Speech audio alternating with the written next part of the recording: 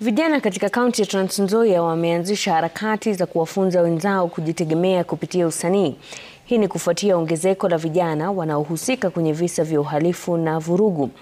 Collins Shitebai ameandaa taarifa ifuatayo. Ni nje ya majengo ya bunge la kaunti ya Trans Nzoia. Vijana wakikutana hapa si tu kuonyesha usogora wao katika masuala ya muziki, bali pia kujadili jinsi ya kujipatia mapato kupitia usanii na kuepuka kujipata pabaya katika mkono wa sheria. So hii event imeundwa sababu tunataka kuleta a new nature in Trans Nzoia. Kuliko vijana wake huko wavute ngwai, wakunywe pombe.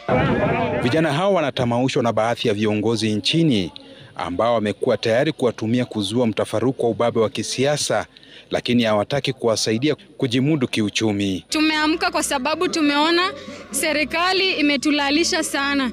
Tumeamua tuamke wenyewe basi ndo waone kama tuko serious. Tuko hapa kukuza talanta na vipaji. Sincerely speaking, our politicians, our political leaders in Trans Nzoia, they are ready to use us as political goons, but not to support us. Zile shughuli wamekuwa wanafanya ni kuunda zile football talent tournaments. Wana invest huko 1,500,000. Ukiangalia sisi wasanii, ukiitwa hapo kuperform unapewa kitu 2,000. Wanaitaka serikali ya kitaifa na ile ya kaunti kuwasaidia katika ujenzi wa maeneo ambayo itawasaidia kuimarisha talanta zao ili kujipatia mapato ya mitandaoni. Create content, kujaribu kumake watu kufanya vitu ambaye wanapenda.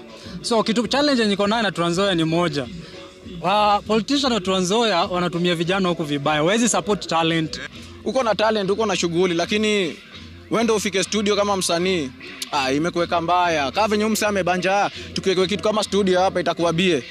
Ndizo harakati ya vijana kutoka kaunti ya Trans Nzoia kujipatia nafasi ya ajira kupitia talanta zao. Collins Shitebai, runinga ya Citizen, kaunti ya Trans Nzoia.